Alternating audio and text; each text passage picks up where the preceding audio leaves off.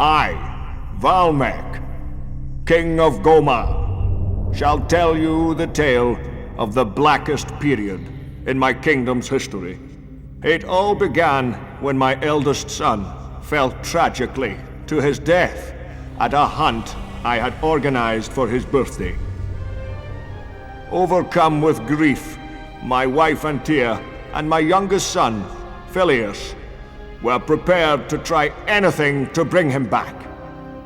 They secretly turned to the forces of evil, believing they could defy death, and, blinded by my own grief, I did not discover their plan until it was almost too late. Horrified by their madness, I, to my profound despair, had to banish them from Goma.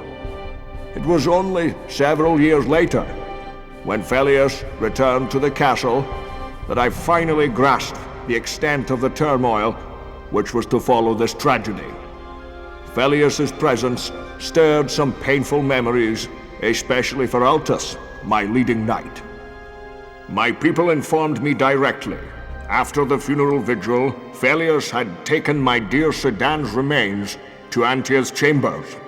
Intrigued by this act, I decided to visit the Queen, accompanied by my chief swordsman, Melchior, father of Altus.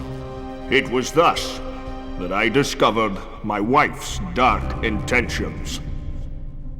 And so it was that Melchior perished before his son's innocent eyes. I'd hoped Phileas would have come to his senses, but he was more determined than ever to get Sedan's body. Forgiveness was impossible, and yet again I was forced to drive him from Goma. He looked at me with an evil eye and swore he would see to my downfall. I sent my royal spy, Xiaomi, to follow his trail and discover any designs on my future. Dear Orion, our kingdom's wizard, gave Xiaomi a magical pendant, through which all that took place was revealed. It was thus we followed Xiaomi's journey intently for many days, until, terror-stricken, we realized the might of Antia's power, and of her threat to Gomar. All were shocked by the speed at which this wrath was consuming our kingdom. I was among the first of Antia's victims. Our salvation lay in the hands of Orion, who had saved Altus and Xiaomi. He explained they were to capture the souls of those under the spell in a magic file, and then, to reverse the curse, they were to return to where it had been delivered.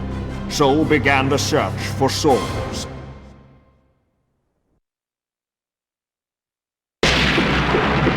Choose your warrior.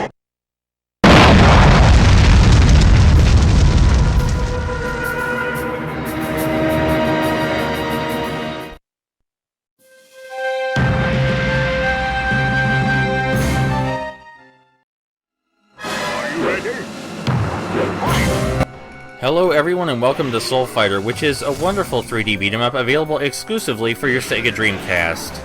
Good shot. Sometimes chests contain tutorials. This one is just telling us how to avoid fireballs and look at the map so we can see where the enemies have spawned at.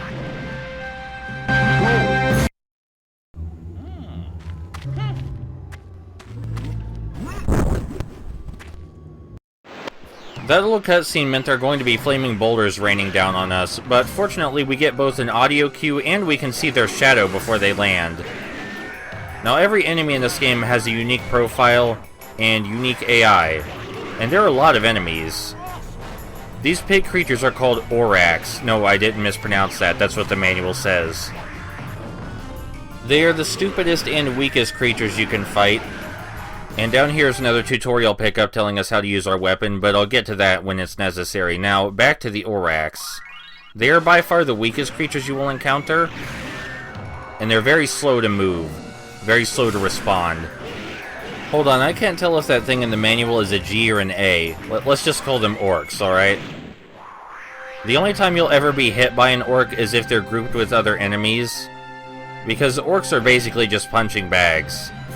If you know where the punch button is, then you're ready to defeat your first orc. It's simple as that.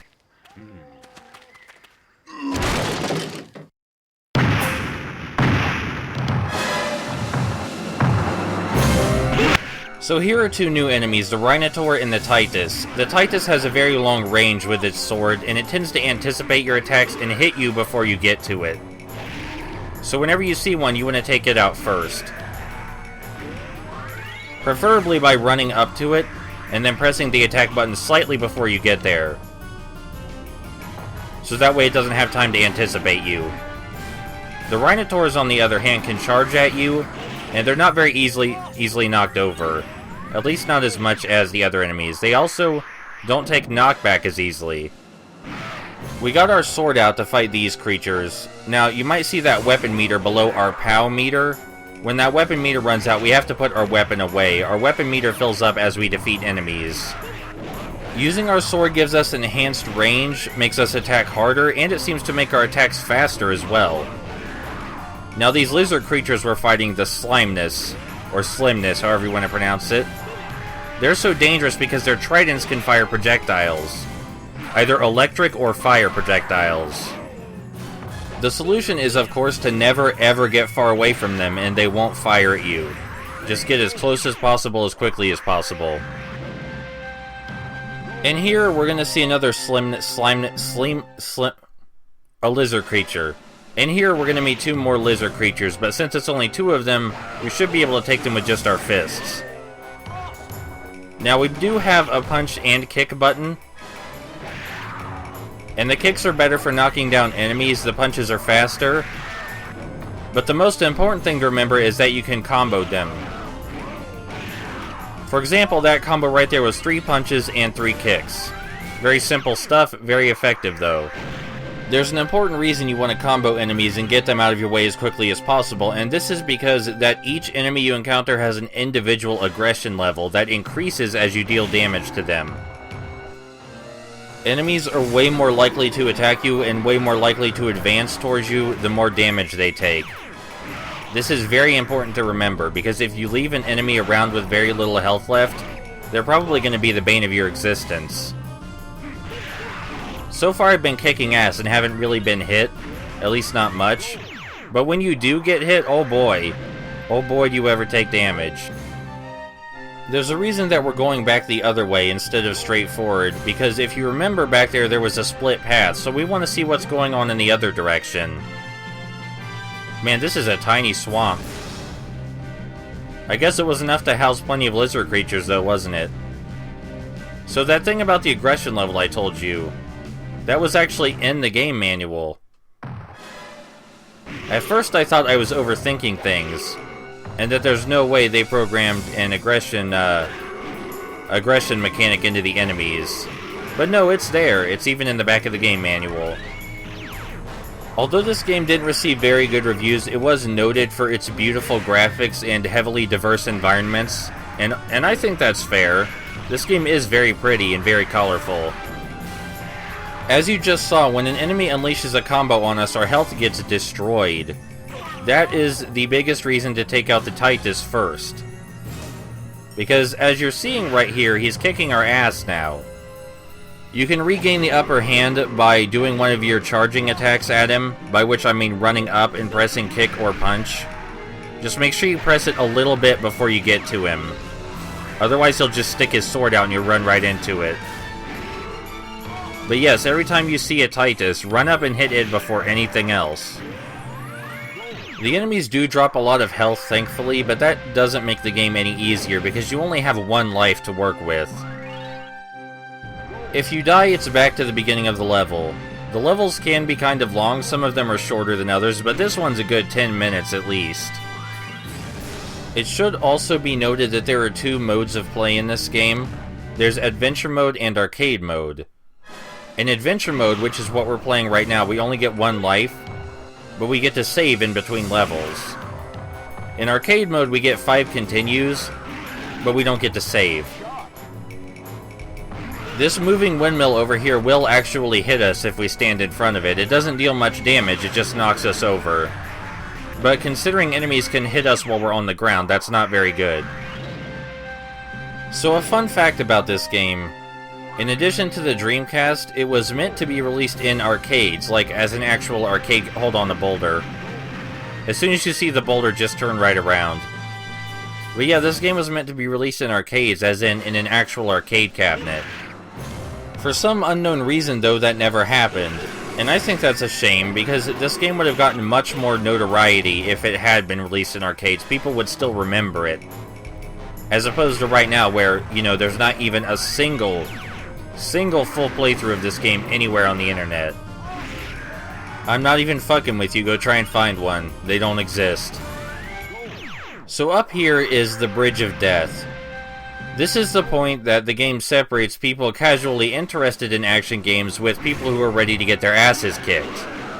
And it's also where we're going to see what the POW meter is for. That was a special combo. You can only activate your special combo when your POW meter is full. It's basically guaranteed to take out at least one enemy, which is why we used it to take out the Titus, who was the most dangerous enemy in this situation. I said earlier that the kicks are the best for knocking enemies down, but they also hit multiple enemies way easier than your fists do. If you ever find yourself surrounded, I recommend using your kicks to get out of there, and then worrying about better strategies. You can do a desperation attack just like in old beat-em-ups, but I don't think it's worth it. Your kicks work just fine. Also, in case you couldn't tell, this is a very loud video game, which is a good reason it would do well in arcades, because the loudest video game is always the one that people play the most. And you can see in here is that cave we encountered a while back. And here's a treasure chest we didn't open before. It has magic leaves in it. What do magic leaves do? I have no idea. They might refill your POW meter, but that refills so quickly anyway. You might see that saved souls counter in the bottom left of the screen. And we actually need to fill that counter up in order to finish the level. We can't leave a single enemy behind. Now, a lot of critics complained that it was difficult to find all the enemies in order to get all the souls, and I have no idea what the hell they're talking about. Not only are the levels fairly easy to navigate, even the more maze-like ones, but there's a giant arrow in the top right of the screen that tells you where to go next, including to the next enemy. So it's impossible to get lost, more or less.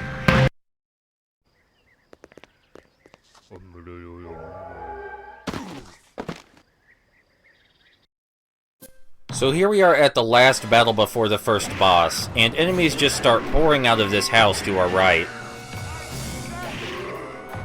The most dangerous thing are the Tituses, as always. So of course you want to take them out first. But inevitably some of them are going to stay around a while. Now normally if I were just playing this game for fun, I would abuse the hell out of the combo here. The special combo, I mean. But I decided not to do that just for demonstration purposes. Because when you have more than one Titus around you, things can get pretty hairy.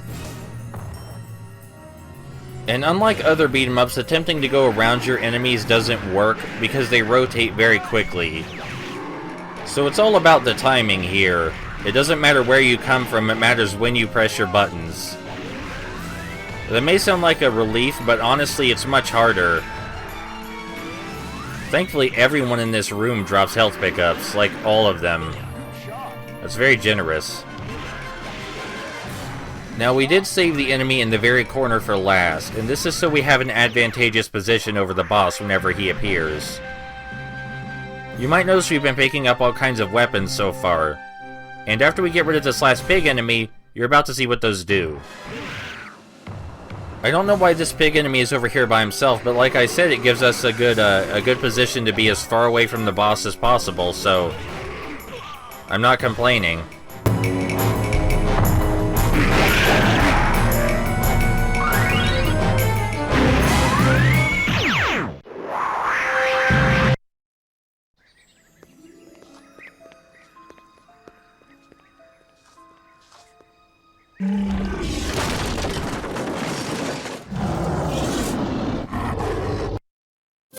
We can throw any weapons that we pick up in first-person mode, and all of them tend to knock the enemies over. They don't deal very much damage, but we want as much of an advantage against this guy as we can get. This is the point at which the game becomes, oh my god, are they for serious? Am I supposed to win this? This big bear guy has a few notable attacks. He can spin his weapon around like crazy and turn into a little whirlwind. He's very vulnerable after that attack, though. He also has a basic combo with a huge range. He has a leaping attack, which I think you're about to see. There we go. And he can cause a giant shockwave with his club. He's doing a spinning attack right now, which means he's vulnerable for a brief period. But we messed it up. After he falls down, you want to hit him as soon as you see him start to get up. Otherwise, you won't be able to get away with your full combo. Using your... Oh, hey, there's the shockwave. Using your weapon for boss fights is almost mandatory. Because otherwise you won't deal very much damage and you won't be fast enough to react to their attacks in time. And the bosses in this game can get pretty brutal.